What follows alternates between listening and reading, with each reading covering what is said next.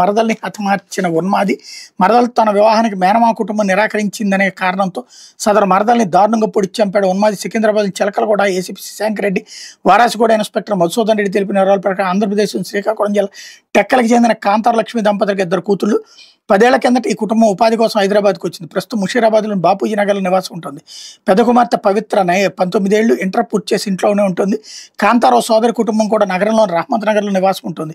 కాంతారావు అక్క కొడుకు Umashankar tiles flooring పనిచేస్తుంటాడు. కొంతకాలం కిందట మేనల్లుడికి తన కూతురిచ్చి వివాహం చేయాలని కాంతారావు దంపతులు భావించి ఇరు కుటుంబాలు ఆ మేరకు మాట్లాడుకున్నాయి. అయితే ఉమాశంకర్ నిత్యం మద్యం తాగడంతో పాటు పనికి సరిగా వెళ్లకుండా జులాయిగా తిరుగుతున్నట్టు గుర్తించిన కాంతారావు కుటుంబం వివాహానికి నిరాకరిస్తున్నట్టు సోదరి కుటుంబానికి ఇటీవల స్పష్టం చేసింది. దీంతో ఉమాశంకర్ మేనమామకు పలుసార్లు ఫోన్ చేసి వాదనకు దిగేవాడు. ఇటీవల లక్ష్మి తన కుమార్తెలతో కలిసి విజయవాడకి వెళ్ళొచ్చారు. ఈ క్రమంలో సోమవారం మధ్యాహ్నం 1:15 గంటలకు మేనమామ ఇంటికి వచ్చి ఉమాశంకర్ మేనత్త లక్ష్మితో గొడవపడ్డాడు.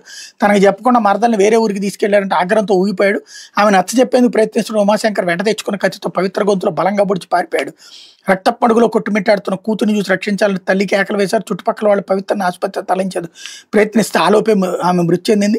ఘటనాస్థలికి చేరుకున్న పోలీసులు హత్యకు ఉపయోగించిన కత్తి, నిందితుడు సెల్ ఫోన్ స్వాధీనం చేసుకుని కేసు నమోదు చేసి దర్యాప్తు ప్రారంభించారన్నట్టు వార్త హైలైట్ చేశారు. లేకపోతే సాక్షి